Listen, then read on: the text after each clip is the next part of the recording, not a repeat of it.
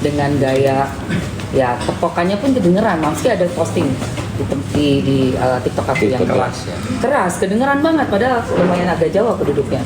Pak gitu kan. Jadi menurut aku sih itu gaya salaman yang nggak normal. Karena kan banyak tuh netizen bilang komen, oh itu mah biasa laki begitu. Oh ya, kok ke Pak Profesor nggak begitu gayanya? Harusnya ke semuanya dong begini-begini. Nah ini tapi ke Mas Sunan. Itu satu. Terus yang setelah selesai itu Mas Sunan nyamperin, mungkin kalian bisa lihat body language-nya Mas Sunan tuh santai banget loh. Jalan santai, terus kalem, dan datang ke situ juga nanyanya juga biasa gitu kan. Nah setelah datang bapak itu yang berbatik-batik ria itu baru ternyata iya ada pemicunya di situ. Dan Mas Sunan juga datang sendiri di situ.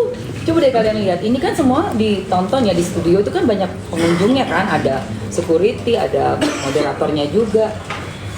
Ya hal itu menurut aku sih nggak apa ya, contoh yang buruk lah sebenarnya untuk dipertontonkan, karena kita juga lagi live loh.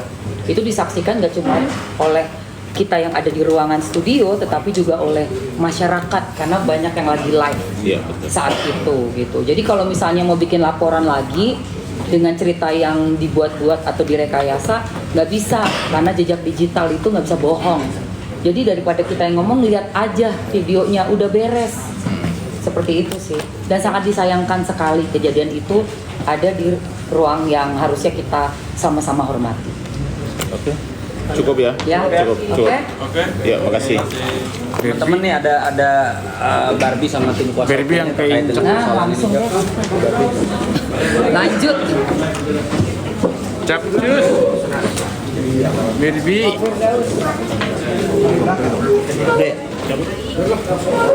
Gimana perasaannya? Itu tadi keterangan dari teman ya. Saya Bang Firdaus. Kalau Bang, udah belum?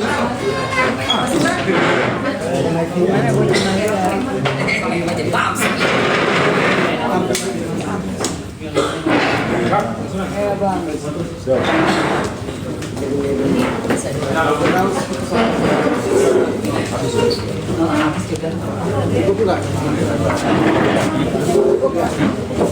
Ini Bang Firdaus mana? Yang Bang. Apa aku sini? Sini Bang. Sini deh.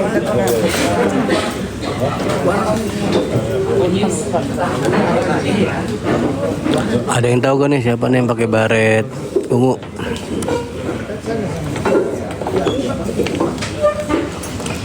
Saya nggak usah ke situ ya. Sini aja sini.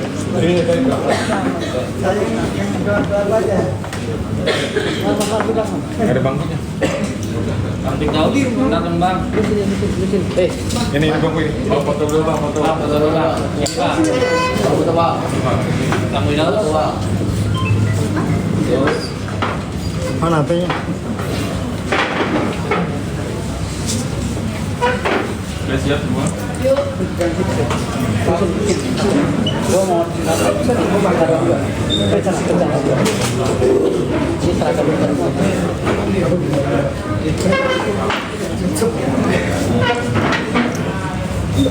Foto dulu, foto.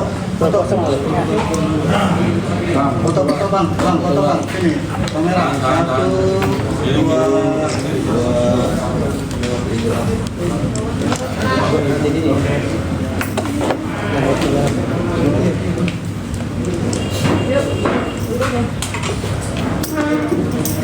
Ngomong aja Bang, ngomong. Ya, Assalamualaikum warahmatullahi wabarakatuh. Terima kasih banyak kepada rekan-rekan media. Alhamdulillah wa syukurillah wala haula wala quwata illa billah. Hari ini kita berkesempatan untuk memberikan pernyataan sikap dan klarifikasi terkait dengan laporan balik yang dilakukan oleh rekan-rekan di sebelah ya, yang menyangkut peristiwa hukum yang terjadi di TV One kemarin. Akhirnya saling lapor terjadi. Hari ini kami sebagai kuasa hukum dari rekan kami Kumalasari Mulisah Sajang Hukum atau Baby Kumalasari, Beliau juga Wakil Sekretaris Jenderal di organisasi Pembasmi atau Perkumpulan Badan Advokat Solidaritas Merdeka Indonesia. Kami membawa jajaran Wakil Ketua Umum Ibu Ana, Pak Wasekjen, Pak Ferry, dengan Wakil Ketua Umum Pak Raden Raka, dan jajaran-jajaran lainnya, Kepala Badan Bantuan Hukum Pak Maruli Tua Siringoringo. Kami semua hadir lengkap di sini untuk menunjukkan dedikasi kami bahwa kami ini pembasmi solid. Hari ini anggota kami yang juga klien kami merasa teraniaya dan terjolimi, bahkan sudah teraniaya dijolimi lagi dengan fitnah-fitnahan yang dilontarkan oleh saudara. Apa tadi Biok yang Ya, pokoknya itulah yang akan kita laporkan. Saudara itu pengacaranya Dr. Andreas. ya. Jadi tim dari kuasa hukum Reja Gladys ya. Iya, sebenarnya. Jadi pada kesempatan ini kami ingin menegaskan bahwa kami akan melakukan upaya hukum ya, upaya hukum persuasif dan preventif agar peristiwa hukum ini benar-benar terang benderang. Karena diawali dengan diskusi yang terjadi di TV One, lalu kami dari tim kami atau klien kami ini mendapatkan serangan yang tiba-tiba saja pada saat beliau menjalankan tugasnya sebagai advokat, ya, mendampingi tim-tim advokat. Kita tahu di dalam pasal-pasal KUHP ada yang namanya pasal 212 KUHP, ya, penganiayaan terhadap aparat yang sedang bertugas. Karena kita masuk dalam caturwangsa 4 pilar penegak hukum, maka kami menerapkan pasal 212 KUHP junto pasal 351 yang mengarah kepada 170 KUHP secara bersama-sama. Makanya laporan kemarin sudah diterapkan dan dilaporkan ke Polda Metro Jaya dengan laporan Pro Justice. Nomor laporannya ada di beliau. Tetapi setelah laporan itu, dilalahnya anggota kami atau klien kami ini difitnah lagi dengan kalimat ujaran kebencian, bahkan fitnahan atau hitnahan dengan kalimat nenek. Sementara klien kami ini umurnya masih muda, masih belum punya cucu, dan anak yang paling tuanya pun baru 15 tahun. Cantik lagi ya, dibilang nenek gitu kan. Nah, ini satu penghina di media sosial, dan saya berikan somasi secara lisan kepada saudara yang berbicara ya kepada media tersebut agar segera meminta maaf. Segera meminta maaf secara terbuka melalui media sosial atau media mainstream ya lainnya, agar benar-benar terlihat itikat baiknya ya, demi menjaga kehormatan daripada klien kami ini, saudara Devi Kumalasari.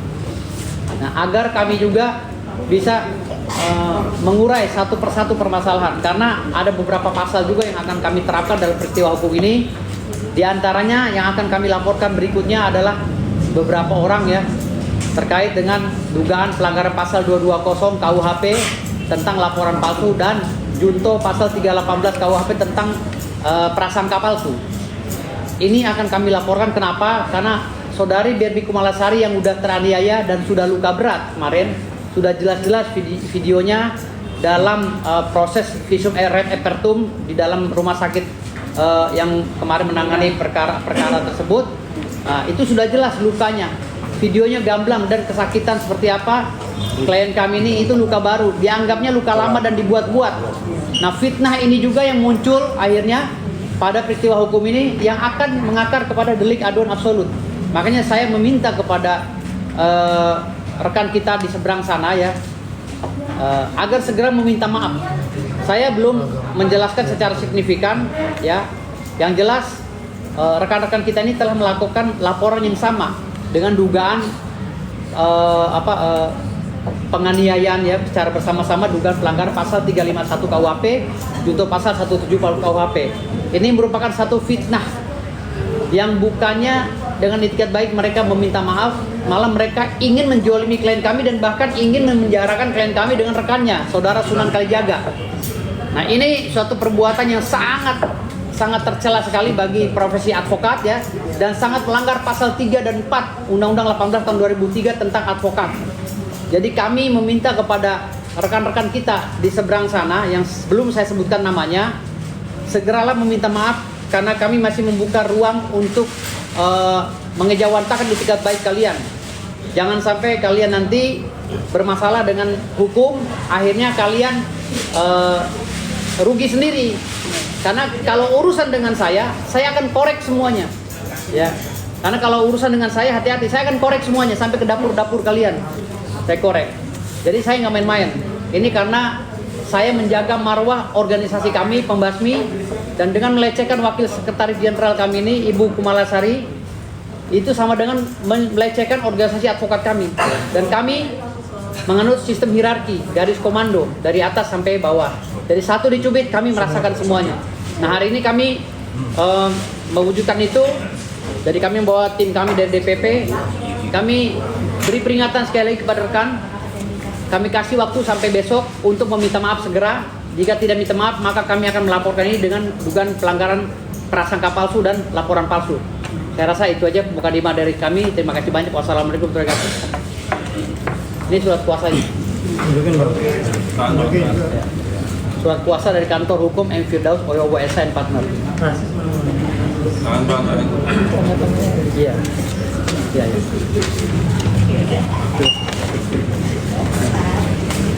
Surat kuasanya. Ini ada 5 pengacara yang mendampingi, termasuk saya ya, mendampingi saudara Berbi Kumalasari nanti yang akan menangani perkara ini. Oke, mungkin saya lanjutkan kepada klien kami. Silakan Bu. Oke. Ya, jadi kejadian malam itu saya juga bingung ya. Ternyata dia itu kan advokat. Ketika ditanya sama Sunan, kamu itu siapa? Gitu. Dia bilang, saya cuma tamu aja. Kamu diundang nggak? Dia ngakunya kan tidak diundang. Akhirnya ketika di mobil kan, ternyata Dokter Samira telepon Sunan. Oh Sunan, itu kan pengacaranya dari Dokter Andreas, dimana kan itu juga berseberangan gitu dengan Dokter Samira gitu kan. Jadi memang di sini kan menserianya kelihatan gitu. Mereka sepertinya dugaan kita kan memang sudah ada niat untuk betul. Itu yang pertama. Dan dia juga sudah minta maaf atas ketidaksengajaan itu. Tapi kok tiba-tiba dia bikin laporan. Kalau memang dia terluka kan harusnya cepat ya, detik itu juga. Seperti saya dan Sunan kan, saya jelas-jelas berdarah itu 2 jam lebih loh. Itu kalau bukan saya orang yang kuat, udah pasti, udah mungkin pingsan atau minimal nangis gitu. Tapi karena saya merasa saya advokat, nggak mungkin saya nangis di depan media kan. Itu saya sampai tahan, kuku saya itu sakitnya luar biasa. Dan sangat saya sayangkan ketika dia bikin laporan, kok bisa-bisanya bukannya dia merasa, apalagi kita sama-sama advokat ya, seharusnya ada empati gitu. Ini kok malah menghina saya lagi gitu. Oh iya, ini Nenek Berbi Kumalasari. Maksudnya apa gitu? Saya ini lebih senior daripada dia gitu, dan saya tidak, kami semua tidak pernah ada kenal dia gitu kan. Gitu. Kok tiba-tiba berani seorang Hotman Paris aja tidak pernah loh berani menghina saya gitu. Itu seorang Bang Hotman yang udah jelas senior gitu, dan kita semua saling menghormati. Kok ini dia yang masih junior main menghina saya? Kalau dia nggak bisa punya mata, nggak usah pakai mata gitu. Kalau memang buta silakan gitu. Jangan kalian itu advokat tapi kok malah body shaming, malah menghina-hina personal saya sebagai advokat. Itu kan tidak mencerminkan advokat yang baik. Dan kita juga akan bersurat kepada organisasi agar dia dicopot aja jadi advokat gitu. Karena ini tidak pantas seorang advokat itu kok malah body shaming di hadapan semua media, bahkan dia membuat laporan palsu, ya kan? Dan dia juga bilang, yang membuat saya tersinggung, dia bilang, oh itu kan Nenek Berbi Kumalasari itu jempolnya juga kan sudah terkelupas dari sebelumnya. Dia harus membuktikan apakah jempol saya sudah terkelupas dari sebelumnya. Berarti kalau jempol saya sudah terkelupas dari sebelumnya, itu darah apa?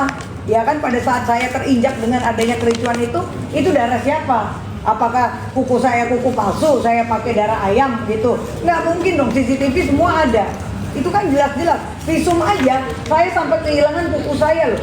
Udah jelas, dan itu juga didampingi penyidik di Rumah Sakit Pertamina. Saya sama Sunan sampai jam 4 pagi, termasuk saya juga diinfus, dan sampai detik ini saya kehilangan pekerjaan. Kemarin saya dapat callingan dari salah satu stasiun TV. Itu kita sudah lampirkan untuk menjadi bukti-bukti kerugian saya. Akhirnya saya nggak jadi, di cancel. Oleh karena kaki saya terluka. Itu kan kerugian saya yang saya derita, saya alami. Jadi dia juga harus mengganti kerugian saya, jangan sembarangan bicara aja. Buat apa saya mau drama-drama? Ini urusan hukum, Anda kan advokat, saya advokat. Jangan sembarangan menghina satu profesi loh. Kalau kita mau menghina dia, banyak banget celahnya. Tapi mulut saya tidak pernah begitu. Karena kita diajarkan saling menghormati, punya kode etik antar sesama advokat. Ya, apalagi kita advokat yang ngetop aja nggak pernah kita mau berani menghina orang. Nah, lu siapa kok bisa menghina gue? Ya kan, bisa seperti playing victim. Ya kan, lu bilang Sunan nggak mukul. Ya kan, seperti orang jadi kayak perempuan gitu. Jadi perempuan aja kalau memang tidak gentle.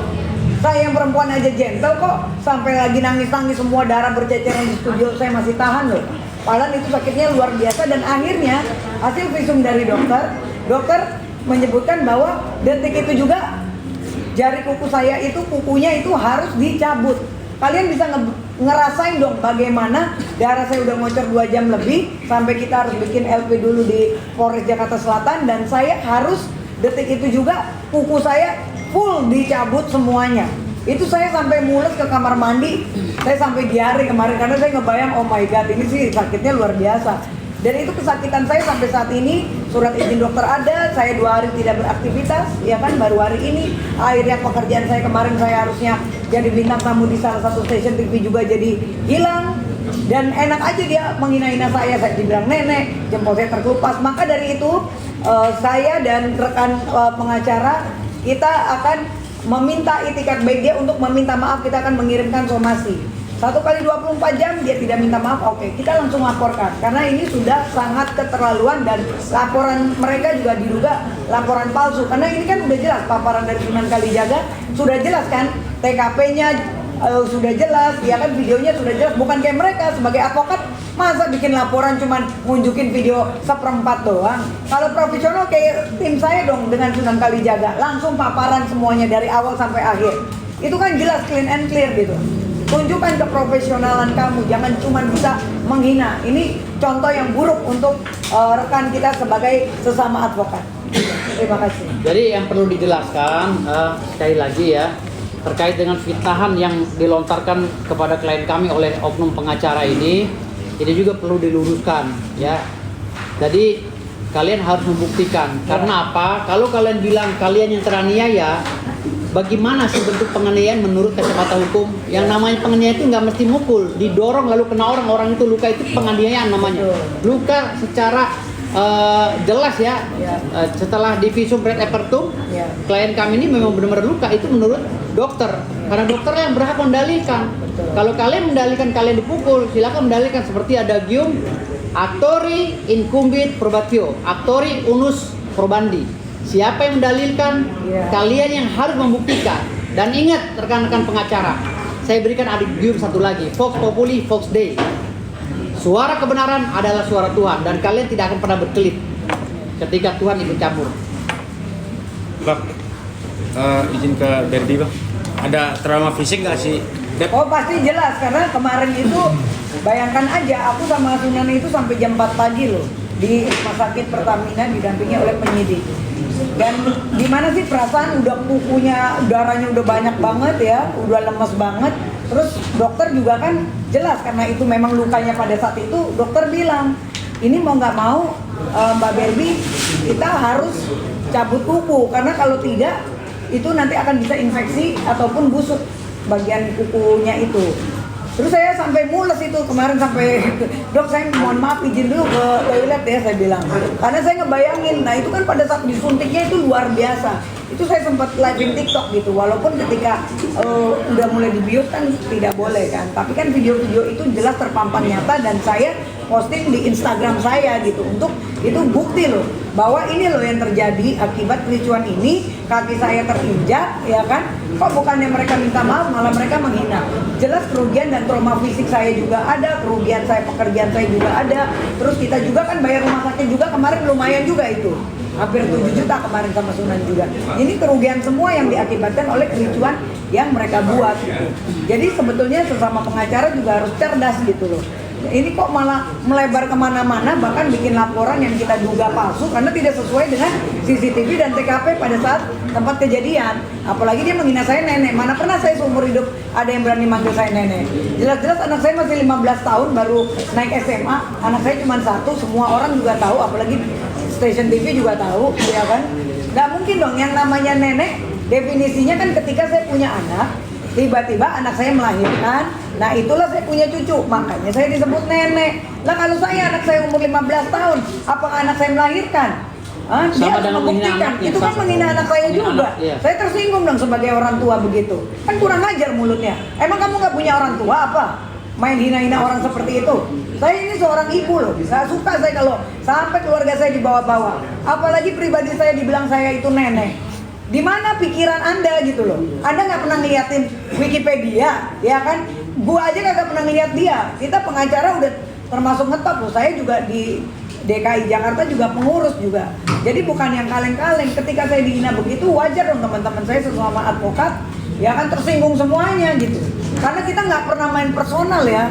Kalau memang Anda advokat yang memang profesional, langsung ya kan kasus hukumnya gitu loh. Jangan main personal body shaming. Apa urusannya gua nggak pernah kenal lo. Dia kan tahu nama lu aja kagak, tiba-tiba lu bilang gua nenek. Lu siapa gitu loh, berani menghina gue. Ini kan penghinaan melalui ITE gitu. Ini udah jelas gitu. Coba kalian buktikan coba. Saya pernah nggak apakah anak saya umur 15 tahun pernah nggak melahirkan anak? Kalau tidak, selesai kamu sama saya. Bang Daus, Jadi sebentar, saya jelaskan lagi ya. Jadi kalau kalian berkelit dengan penghinaan yang kalian lontarkan itu di media, kalian berlindung di Undang-Undang 40 tahun 1999 tentang pers. Jadi perlu saya jelaskan bahwa SKB 3 Menteri yang menjelaskan tentang itu sudah dicabut. Dan saat ini semua orang yang menghina orang lain melalui pers sudah tidak lagi menunggu konfirmasi di pers, langsung bisa dilaporkan ke Polda Metro Jaya atau di Polres ya. Karena udah ada undang-undang terbaru nomor 1 tahun 2024 tentang ITE. Jadi hati-hati menggunakan media. Jangan mentang-mentang kalian di media, kalian seenak-enaknya membabi buta. Ingat, ketika seorang pengacara melaksanakan tugasnya di luar daripada surat kuasa, konsekuensinya ada. Dan itu sangat melanggar Undang-Undang Nomor 18 tahun 2003. Pasal 3 dan pasal 4 sudah menjelaskan itu secara signifikan. Jadi jangan berlindung di undang-undang itu sehingga Anda bisa seenaknya mengata-ngatai orang nenek dan lainnya. Ini kami sebagai anggota organisasi ya di Pembasmi melihat ini sudah terpenuhi semua unsurnya sesuai dengan pasal 184 KUHP. Jadi actus reusnya, mens reanya sudah ada di sini ya. Bahkan locus standi dan legal standingnya juga sudah jelas di sini. Artinya semuanya harus dibuktikan nanti di proses pemeriksaan, berita acara pemeriksaan di masing-masing lembaga yang tempat kita mengadu kemarin ya, dari Polres dan Polda. Jadi itu aja menurut saya gitu. Bang, tambahan izin Bang, sebagai sahabat sekaligus klien. Bukan sahabat, ketua umum dan pengacaranya ya. Ketua umum dan pengacara. Reaksi Abang pertama apa melihat klien Abang terluka? Ya, kami begitu melihat di televisi kami kaget gitu loh. Kok ada anggota saya di Pembasmi, coba kartu anggotanya. Jadi beliau ini bukannya anggota biasa ya, beliau ini tercatat di Dijen AHU ya. Ini wakil sekjen, di wasekjen ya. Mbak Berbi Kumalasari itu adalah wasekjen di Perkumpulan Badan Advokat Solidaritas Merdeka Indonesia. Ini organisasi advokat bukan ormas dan tercatat secara gamblang di Dijen AHU. Jadi bukan abal-abal. Beliau ini tercatat di lembar negara. Gitu loh. Jadi berkaitan langsung dengan Stablas Belanda. Jadi nggak bisa itu di semena-mena. Kami merasa anggota kami ini terjolimi. Saya melihat dari televisi, saya melihat anggota sendiri, saya nggak mau. Saya nggak mau seperti organisasi lain yang tidak memprotek anggotanya. Bagi kami anggota adalah aset, akan kami jaga baik kepentingan hukum maupun kepentingan pribadinya. Gitu. Oke, makasih Bang. Itu aja ya. Siap, makasih Bang. Makasih Berbi, cepat sehat Ber.